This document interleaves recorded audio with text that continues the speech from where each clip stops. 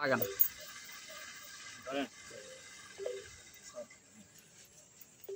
হ্যাঁ একটু ওকে ঠিক আছে করেন কি দোয়া হবে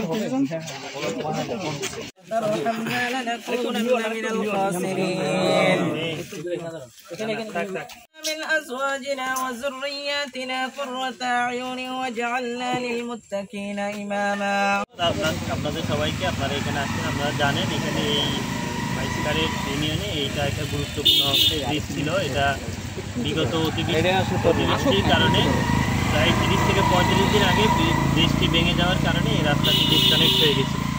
তো আমরা ইউনিয়ন পরিষদের উদ্যোগে আমাদের প্রশাসক এখানে আমাদের রেসিডেন্ট প্রশাসক হিসেবে দায়িত্ব পালন করতে মূলত তার উদ্যোগের কারণে আমরা আমাদের ইঞ্জিনিয়ার অফিসের সার্বিক সহযোগিতায় আমরা এই ব্রিজটি সাময়িক একটা বেলি ব্রিজ দিয়ে যাতে সাধারণ মানুষ চলাফেরা করতে পারে। আপনারা সবাই জানেন একটা ব্রিজ হইতে অনেক সময় লাগে। ইতিমধ্যে আমরা অলরেডি এটা ব্রিজ নতুনভাবে নির্মাণ করার জন্য আমরা এলজিডি অফিসের মাধ্যমে আমরা উদ্বোধন কর্তৃপক্ষকে জানানো হয়েছে বিষয়টা তারা মানে উদ্বোধন কর্তৃপক্ষও জানে, কিন্তু আমাদের এই এলাকার বিশাল সংখ্যক একটা জনগোষ্ঠী এই ব্রিজ ব্যবহার করে যাতায়াত করে।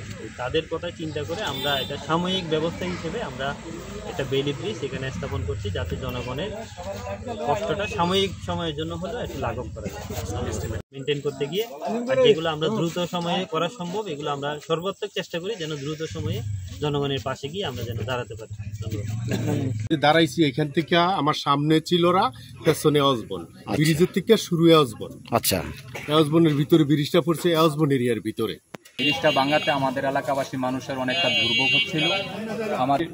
আমার জন্য একটি ফাঁড়ি রাস্তা এবং এই এলাকার লোকজনের জন্য একটি ফাঁড়ি রাস্তা। এই রাস্তা আমাদের মাঝকারি ইউনিয়নে বিভিন্ন রাস্তাঘাট খারাপ হওয়ার কারণে আমাদের এই রাস্তাটা একটা গুরুত্বপূর্ণ রাস্তা হয়ে গেছে চান্দিনার মধ্যে। এই হিসাবে এই ব্রিজটি অনেক পুরানো একটা ব্রিজ ছিল।